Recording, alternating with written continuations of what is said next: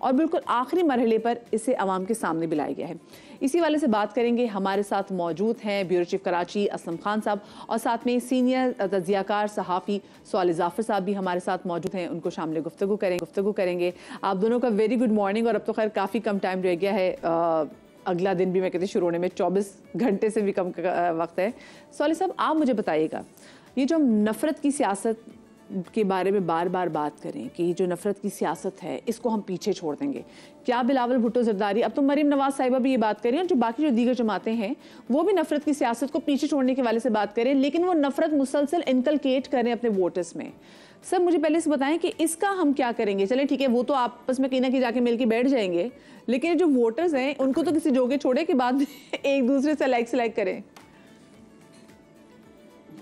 गुजारिश ये है कि ये नफ़रत की सियासत ख़त्म करने की जो उन्होंने बात की है वो बहुत ताख़ीर से की है। इनको चाहिए था कि जब इन्होंने इलेक्शन कैंपेन शुरू की थी तो ये उसी वक्त अपने लोगों को बता देते, वाज़े कर देते कि जो हम आज से 1.5-2 महीने गुफ्तगू करेंगे उसका ताल्लुक सियासत से होगा। लेकिन आपने गौर किया होगा कि ये पूरी जो इलेक्शन कैंपेन है ये अजीबो गरीब तरीके की एक, जैसे कहना चाहिए उन्होंने स्टाइल बनाया। मसलन मुझे ये कहने दीजिए कि पीपल्स पार्टी ने अपनी पूरी इस कैंपेन की जो बुनियाद है वो इसी नफ़रत को रखी है और वो नफ़रत को ख़त्म करने के लिए बात कर रहे हैं। पता नहीं वो अपना ये पैगाम किसको नफ़रत ख़त्म करने का दे रहे हैं। इसी तरीके से अब आखिरी दिनों में PMLN ने भी यही इसी तरह की गुफ्तगू की है कि हम नफ़रत को ख़त्म करना चाहते हैं। अब ये समझ नहीं आ रही कि उनका काम उनका एड्रेस ही कौन है। लेकिन मैं एक बात बिल्कुल शर सदर के साथ अर्ज करना चाहूँगा कि इन तमाम सियासी जमातों के कायदीन को एक मरतबा ठंडे दिल से बैठ के ये सोचना होगा, ये तय करना होगा कि उन्हें पाकिस्तान में ये जो नफ़रत के जज्बात फैल रहे हैं, ये फैलाए गए हैं और ख़ास तौर पर पिछले 4-5 साल में जो सियासत में नफ़रत के अलावा कुछ हुआ ही नहीं है। सॉली साहब, ये जो ठंडे मूड में जो आएंगे ना, ये आएंगे इलेक्शन के बाद। अभी तो वो जब तक एक दूसरे के खिलाफ बात ना कर ले उनको खुद मजा नहीं आना तकरीरों का। नहीं, ये बात आप बिल्कुल ठीक कह रही हैं कि parliament is the best place कि जहाँ पर उनके दरमियान मुकालमा भी होता है, उनके दरमियान गुफ्तगू भी होती है। लेकिन हम बदकिस्मती से हमारी सियासत का ये एक रहा है चलन कि इसमें वो लोग जो पार्लियामेंट में नहीं आते वो बाहर का माहौल को ख़राब करते हैं। ज़रूरत इस अमर की है, ज़रूरत इस बात की है कि राय आमा को आपस में मफाहमाना तरीके से आगे बढ़ाया जाए, आगे चलाया जाए। और इलेक्शन की जो गर्मा गर्मी होती है जी, वो आप ठीक कह रही हैं कि वो जब इलेक्शन ख़त्म हो जाएंगे और उसके बाद उसको ख़त्म हो जाना चाहिए। लेकिन हमारी बदकिस्मती की ये इंतहा है कि हमारे यहाँ वो ख़त्म होने का नाम नहीं लेती। अब आप देख लीजिएगा कि पिछले 4-5 साल से, बल्कि मैं कहूँगा 10-11 साल से एक जमात ने, मुझे तो उसका नाम लेते हुए खिफत सी महसूस होती है, उस जमात ने पूरे 10-11 साल से नफ़रत के सिवा और किसी बात का प्रचार नहीं किया और लोगों के दरमियान नफ़रत इसके अलावा उन्होंने किया ही कुछ नहीं। ना उनकी कोई कारकर्दगी है, ना उन्होंने लोगों की तरबियत के बारे में सोचा। और अगर उन्होंने तरबियत भी की है, नफरत और तरबियत क्या बात करें सवाले साहब, आप उनकी तरबियत आप एक्स पे देख सकते हैं, सोशल मीडिया पे आप उनकी तरबियत देख सकते हैं। वो जो जिस तरीके की ज़बान वो इस्तेमाल करते हैं कि कोई एक ऐसी बात जो कि उनकी आइडियोलॉजी के खिलाफ हो वो उसको सुनना भी गवारा नहीं करते। लेकिन जो बार बार नफरत की सियासत के वाले से बात कर रहे हैं, सवाले साहब ने बड़ी अच्छी बात की कि पता नहीं बिलावल भुट्टो जो वो किसको सुना रहे। आजम खान साहब, आप देख रहे हैं कि पाकिस्तान पीपल्स पार्टी जो है वो बड़ी एग्रेसिवली, पहले उन्होंने खैर लाहौर से पंजाब से स्टार्ट किया अपनी पॉलिटिकल कैंपेन का, जो इलेक्शन कैंपेन का, और उसके बाद ऑफ कोर्स से वो जो कराची जो उनका अपना जो सूबा है उसमें वो अपनी पॉलिटिकल कैंपेन कर रहे हैं और बार बार नफरत की सियासत ख़त्म करने के वाले से बात कर रहे हैं। ये किसको पैगाम देना चाह रहे हैं वो, आपको क्या लगता है? देखें, ये तो एक वाज़े तौर पर जिस तरह साले साहब ने बात की कि पीपल्स पार्टी की तरफ से ज़रा एक मैं कहूँगा कि जारहाना और जो है वो तर्ज़ सियासत को इख्तियार किया गया और बेचारे के नून लीग पर बड़ी तनकीद भी की। और वो ज़रा PTI को ये मैसेज देना चाह रहे हैं, PTI के जो अब आज़ाद उम्मीदवार के तौर पर लड़ रहे हैं, कि अब वो एक मुतबादल के तौर पर है। अगर उन्होंने ये कहा अपनी तकरीरों में कि नून लीग को वोट ना दें, पीपल्स पार्टी को वोट दे दें, और जिस तरह नून लीग ने भी, लेकिन हम देखें कि आखिरी दिनों में वो उसने भी फिर वही हिकमत अमल इख्तियार की, जिस पर साले ज़फ़र साहब ने इशारा भी किया कि शुरू में उन्होंने मोहतात रवैया इख्तियार किया, उस तरह जवाब उन्होंने नहीं दिया बिलावल भुट्टो का, लेकिन बाद में फिर उन्होंने भी वही तर्ज अमल इख्तियार किया। और फिर आप वाली जो बात थी कि जब ये ठंडे उस वक्त होंगे जब इनको ज़रूरत पड़ी एक दूसरे की, जिस तरह हमने पहले भी देखा कि बड़ी जारहाना एक दूसरे के खिलाफ उनकी सियासत माजी में रही, लेकिन जब ज़रूरत पड़ी तो फिर वो बड़े शीरो शक्कर रहे, वो जैसे कहते हैं ना कि घुटनों को हाथ लगा करके भी मना लिया गया लोगों को। लेकिन अब आप देखें कि वो घुटनों से हाथ जो गिरेबान तक पहुंचे इस कैंपेन में, तो अब दोबारा गिरेबान से घुटनों तक आई जाएंगे अगर ज़रूरत पड़ जाएगी। तो बाकी दुआ की जानी चाहिए। अब देखें, मैं देख रहा था कि कराची में 5337 पोलिंग स्टेशन है, सिर्फ 128 को नॉर्मल करार दिया गया है, बाकी जो सभी हैं वो हसास और इंतहाई हसास है। तो क्यों है ये जो सियासी जमातों के दरमियान कशीदगी, मतलब कोई यहाँ पर वो लॉ एंड ऑर्डर की सूरत इतनी ख़राब नहीं है माजी में, जो अगर हम बहुत पहले कराची की बात करें, ठीक है हालात बेहतर है, ऐसी तो बात नहीं कि कोई जिसे कहते हैं कि टारगेट के लिए खुदा न खास्ता कोई फ़िरका वाराना वाला मामला, लेकिन जो सियासी जमातों के दरमियान कशीदगी है, अब उससे अंदाज़ा लगाया मत दिया। 5337 पोलिंग स्टेशन, महज 128 को कहा गया कि जी ये नॉर्मल है, बाकी सारे के सारे हसास और इंतहाई हसास है। 4 पुलिस एहलकार जो है वो नॉर्मल पे खड़े करेंगे, 5 हसास पे खड़े करेंगे और 7 एहलकार जो है वो इंतहाई हसास पे खड़ा करेंगे। सिंध भर में अगर हम बात करें, और अब बिल्कुल सही बात करें, मतलब घरों से निकलते हुए, क्योंकि अब कशीदगी की एक फिजा ऐसी आ गई है कि आपको घर से निकलते हुए डर लगता है कि चले ठीक है, आप किसी रैली में अगर चले भी जाएं तो यू नेवर नो मुखालिफ पार्टी की जानिब से कोई ऐसी फायरिंग ना कर दी जाए और आप या कोई आपका प्यारा जो है वो उसमें लपेट में आ जाए, तो लोगों के अंदर बड़ा खौफ बैठ गया है। अच्छा, आप दोनों मेरे साथ जरा मौजूद रहिएगा, मुझे आपके साथ ना कुछ क्लिप्स शेयर करने हैं। चेयरमैन पाकिस्तान पीपल्स पार्टी बिलावल भुट्टो जरदारी ने गुज़िश्ता रोज़ अपने होम ग्राउंड लाड़काना में होने वाले जलसे में कहा कि तख्ते लाहौर हिल रहा है और खून चूसने वाले शेर का रास्ता रोकना होगा। ये एक बड़ी जो है ना वो एग्रेसिव और वही वाली बात है ना कि बड़ी नफरत वाली स्टेटमेंट थी। जरा मैं आपके साथ क्लिप शेयर करती हूँ उसका। मियां साहब के हालात बहुत ही पतले हैं। तख्ते लाहौर हिल रहा है, ऐसे हिल रहा है। पूरा टब्बर जो है वो लाहौर के सड़कों पे फिर रहे हैं। अवाम तो इनको शक्ल ही नहीं देखना चाह रहे, शक्ल ही नहीं देख। जीटी रोड पे जितना टफ टाइम मियां साहब को इस वक्त दिया जा रहा है कि इनका पसीना छूट रहे हैं, पसीना छूट। मुल्तान जैसे शहर में जलसा किया ही नहीं, वसीम उनके हाथ से तो गया। पख्तूनख्वा के बारे में आपको बता दूं कि मियां साहब तो अपना सीट आ रहा है, बाकी पख्तूनख्वा तो दूर की बात। अगर मेरा वोट पे डाका मारा गया, किसी ने छेड़छाड़ की, और मैं जानता हूं कि आप कौन हो, कहां बैठे हो, नाम भी जानता हूं, मैं ऐसे इनका पीछा करूंगा कि वो इमरान खान को तो भूल जाए। वोट पे डाका नामंजूर, पाकिस्तान के वोट पे डाका।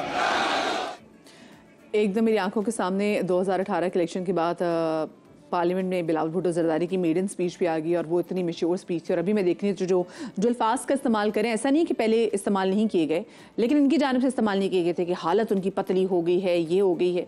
और मतलब दिस वाज समथिंग दैट हम एक्सपेक्ट नहीं कर रहे थे कि एक जवान शख्स जो कि नफरत की सियासत को ख़त्म करने के वाले से बात कर रहा है, हु इज़ वेल एजुकेटेड, वो इस तरह के अल्फाज का इस्तेमाल करे। खैर जी, लीगी सदर मियां मोहम्मद नवाज शरीफ ने भी गुज़िश्ता रोज़ अपने जलसे में कहा कि फ्रॉडियों ने पाकिस्तान का सत्यानाश कर दिया है, उनको अब दोबारा नहीं आने देंगे। तो ज़रा उनका क्लिप भी मैं आपको दिखाती हूँ।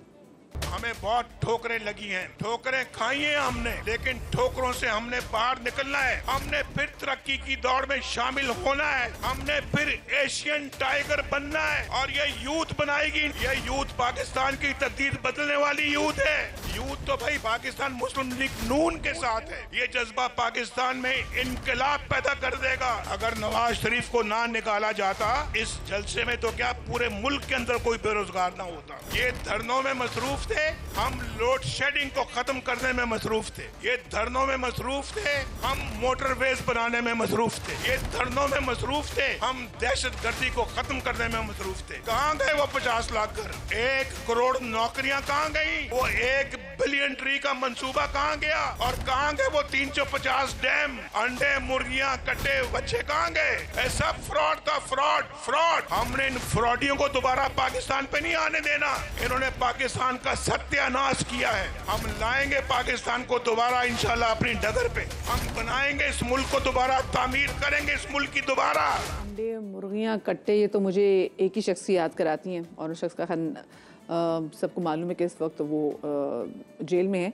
मैं ज़रा सॉलिह जाफ़र साहब, आप मुझे एक बात बताइए, ये बिलावल भुट्टो जरदारी साहब, ये जो जिस लैंग्वेज का इस्तेमाल कर रहे हैं, वो जैसे हम पहले बात भी कर रहे थे कि वैसे वो तो कहते हैं कि नफरत की सियासत को पीछे छोड़ना है, और लेकिन बात वो जैसे कर रही है, हालत पतली हो गई है, मतलब इस तरह की लैंग्वेज उनको जेब देती है। और साथ में जो कह रहे हैं कि मुझे मालूम है कि कौन लोग हैं, अगर मेरे वोट पे डाका मारने की कोशिश की गई तो मुझे पता है मैं आपके पीछे आऊँगा, मैं आपका पीछा करूँगा। ये किसको क्या कन्वे करने की कोशिश कर रहे हैं? गुजारिश ये है जी कि आपने ये कंपैरेटिव स्टडी के लिए भी दिखाया है क्लिप्स नवाज शरीफ और बिलावल का। बिलावल का मुखातब नवाज शरीफ थे, बिलावल का मुखातब PMLN थी, जबकि नवाज शरीफ साहब का इशारा भी नहीं है, उन्होंने किसी पीपल्स पार्टी का कंटेक्स्ट में कोई बात नहीं की, उनका इशारा पूरा He is not even naming him. जी नहीं, उनको उनका मुखातब, मैंने कहा वो तो नाम भी नहीं ले रहे उनका। हाँ जी हाँ, नाम नहीं ले रहा है। फिर आप एक और सबसे बड़ी बात ये देखें कि नवाज शरीफ के लबो लहजे में शाइस्तगी है, उसमें कहीं आपको फक्कड़पन नहीं है, कोई उसमें गुफ्तगू की जुमले की कमज़ोरी नज़र नहीं आती। जबकि मैं माजरत से अर्ज़ करूँगा कि बिलावल साहब ने कोशिश ये की है कि बाजारी ज़ुबान इस्तेमाल की जाए। वो इसकी तवज्जो दे सकते हैं कि जी हमने वो ज़ुबान इस्तेमाल किया है जो आम आदमी को, जो अवाम को समझ आती है, लेकिन इसमें आपने कहीं ऐसा तो नहीं कि उनको लगता था कि बानी PTI भी ऐसी ज़बान इस्तेमाल करते थे तो उनके जलसे में तालियां ज़्यादा बजती थी? कमी ये चाहते हैं कि अवाम को महसूस ना हो कि उसी तरीके की उन्होंने ज़ुबान इस्तेमाल की है। और फिर उन्होंने कहा कि जी आप ये देखिए, अब आप ये देखिए, आप एक टेलीविजन स्क्रीन पर आपने नवाज शरीफ के जलसे देखे हैं, कहीं भी किसी भी जगह पर PMLN का जलसा जो है वो कहीं कमज़ोर नहीं हुआ, ख़ास तौर पर जिन जलसों से नवाज शरीफ ने एड्रेस किया। जहाँ तक जनूबी पंजाब का तल्लुक है, वो तो आपको पता है कि शहबाज शरीफ भी वहाँ गए हैं। राजनपुर जो है वो किस पंजाब के हिस्से का इलाका है, तो ये इस तरह की बातें करना ये तफरीह के तौर पे तो ठीक है, लेकिन ज़मीनी हक़ाइक़ से मुताबिकत नहीं रखते।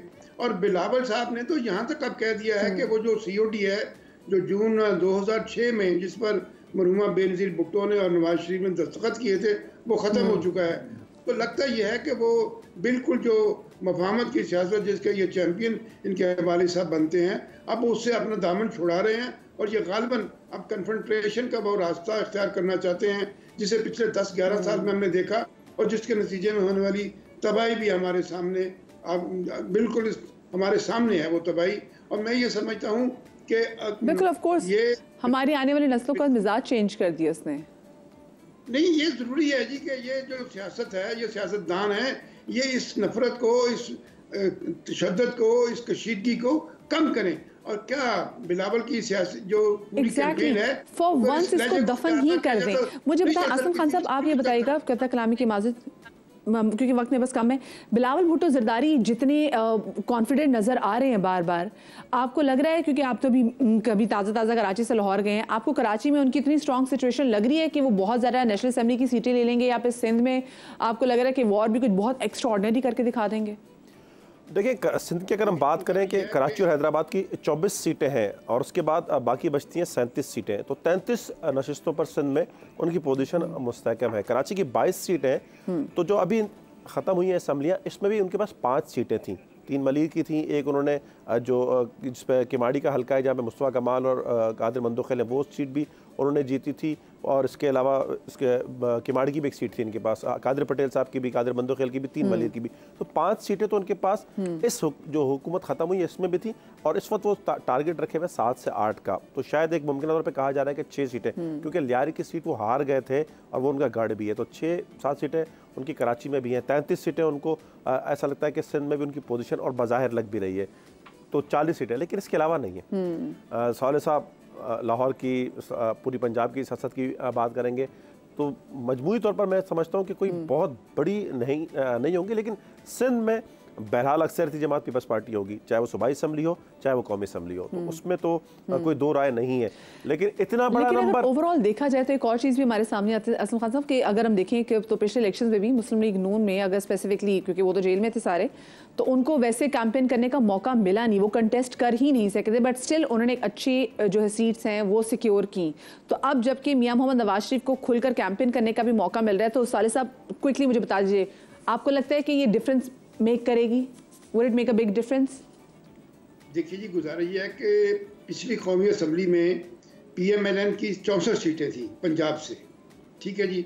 अब वो बिल्कुल जस्ट लगाएंगे। आप जिस तरह की उन्होंने स्ट्रेटजी बनाई है, पिछले इलेक्शन में 2018 के इलेक्शन में तहरीक इंसाफ को हर तरफ से हमायत दस्तयाब थी, तो यकीनी तौर पर उनकी जो सीटों की तादाद है वो बढ़ेगी, और जो हमारे अंदाजे हैं उसके मुताबिक उनको पंजाब से ही ये जो नंबर है इसको डेफिनेटली 80 से क्रॉस कर जाना है, क्योंकि पीटीआई तो नजर नहीं आ रही। बहुत शुक्रिया जी, मोहम्मद साले जाफर हमारे साथ मौजूद थे, और साथ में हमारे साथ हमारे ब्यूरो चीफ कराची असलम खान मौजूद का बहुत शुक्रिया।